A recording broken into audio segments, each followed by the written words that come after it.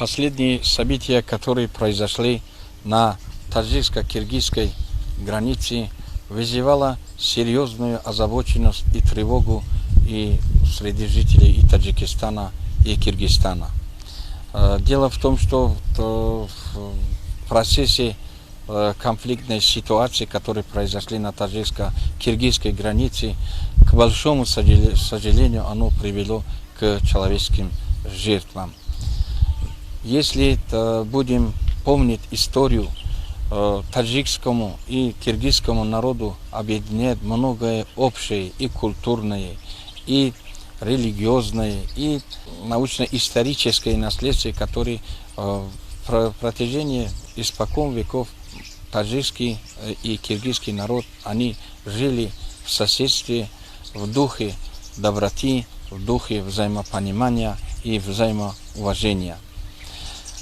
История доказывает, что таджикский народ никогда не совершил никакие нашествия, не нападал ни на какие границы с целью захвата земли или с целью захвата других богатств. Это доказывает история. Да, действительно, сейчас существуют проблемы границы с Киргизской республикой, но это не означает, что эти вопросы сейчас в нынешних ситуациях, особенно в 21 веке и в наших условиях военным путем.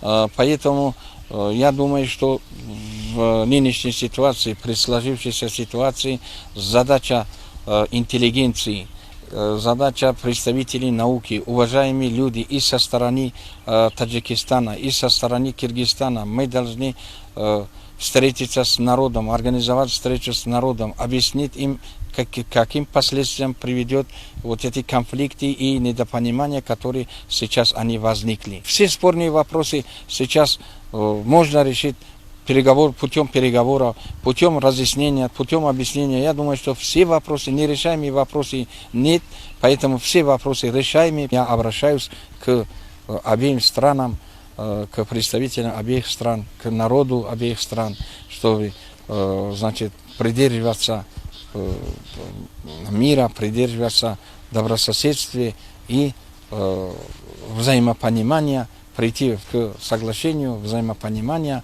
и дальше развивать наши дружественные отношения, и чтобы мы могли достичь развития наших стран, развития наших народов.